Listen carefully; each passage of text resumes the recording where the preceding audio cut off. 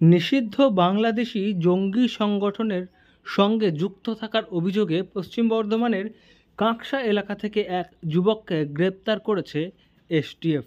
আর এই ঘটনার পর থেকেই রাজ্য জুড়ে তোলপাড় শুরু হয়েছে। কিন্তু ওই ছেলেটির যারা প্রতিবেশী তারা এই বিষয়টি যেন কিছুতেই মেনে নিতে পারছেন না। তারা বলছেন এমন শান্ত স্বভাবের ছেলে যে কিনা এলাকায় মেধাবী বলে পরিচিত, তার সঙ্গেই কিনা এমন জঙ্গি যোগের ঘটনা। হ্যাঁ। কেমন ছিল পরিবার? না, এইসব ব্যাপারে কিছু ছিল না। ছেলে কি আমি রাত 12টা 1টা 2টো 3টে আমি যাতায়াত করতাম। ওই যে থাকবে তো লোকজন, তো ওরা আসবে।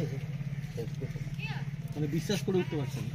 না, এরকম আমার একটা তো ঘটনা বিশ্বাস পাচ্ছে না। এইটুকু ছেলে, ছোট ছোট ছেলে। জানা গিয়েছে ধৃত যুবকের নাম হাবিবুল্লাহ শেখ। সে মানকর কলেজের 2য় বর্ষের ছাত্র। কম্পিউটার সায়েন্স নিয়ে পড়াশোনা করছিল। বাড়িতেই বেশিরভাগ সময় কাটাতো অভিযুক্ত যুবক। এলাকায় মানুষের সঙ্গে কম মেলামেশা করত। পড়াশোনা বাদ দিয়ে সময় কাটাতো ল্যাপটপ এবং মোবাইলে। এলাকায় সে মেধাবী ছাত্র বলেই পরিচিত ছিল এবং শান্ত স্বভাবের এই ছেলেটির প্রতি কারোর কোনো অভিযোগ ছিল না। কিন্তু সেই ছেলের সঙ্গে এই জঙ্গি যোগের ঘটনা যে খবর সামনে এসেছে তাতে রীতিমতো চমকে গিয়েছেন সকলেই।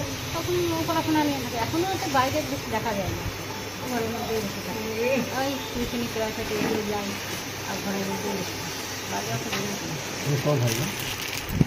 ছিল আচ্ছা, এমনি ভালো হচ্ছে ওদের সঙ্গে ভালো পরিচিত না, কারণ আমাদের সঙ্গে ঝামেলা একটা লেগেই থাকে।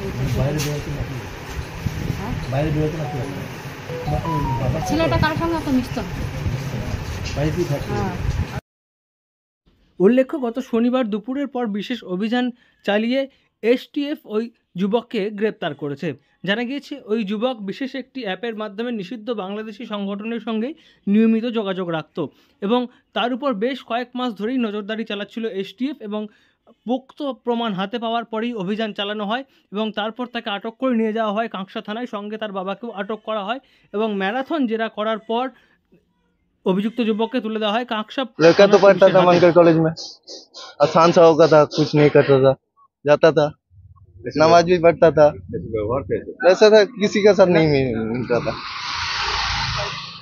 शांत सा वैसा ही था। 2 बच्चा था वो, और इस घर में एक बच्चा था, वो दोनों ही मिलके जाता था, उधर जाता था नमाज पढ़ने। इसका पापा क्या करता है? पापा उसका वो तो नहीं पता, लेकिन पापा भी अच्छा था बहुत। तुम्हारा दोस्त था? नहीं, मेरा दोस्त नहीं था। কাঁকসা এলাকার ওই সমস্ত মানুষজন এখনও বিশ্বাসই করে উঠতে পারছেন না হাবিবুল শেখের নিষিদ্ধ জঙ্গি সংগঠনের সঙ্গে যোগাযোগ থাকার কথা। তারা বলছেন ওই যুবক এবং তার বাবা এলাকায় শান্ত এবং ভালো মানুষ বলেই পরিচিত, কম মেলামেশা ছিল ওই যুবকের। কিন্তু সে যে এমন নিষিদ্ধ জঙ্গি সংগঠনের সঙ্গে যুক্ত থাকতে পারে বা সে এমন কার্যকলাপ করতে পারে সেই বিষয়টি ভেবেই শিউরে উঠছেন স্থানীয়রা। পানাগড় থেকে নয়ন ঘোষের রিপোর্ট, লোকাল 18 বাংলা।